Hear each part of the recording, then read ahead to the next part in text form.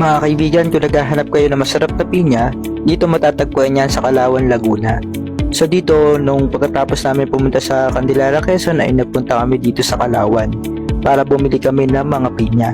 Kasi tuwing magbabagong taon ay hindi nawawala ito sa listahan namin na ihanda. So kayo ba, pag naghahanda kayo ng mga prutas, ano ba yung mga hindi nawawala sa listahan nyo?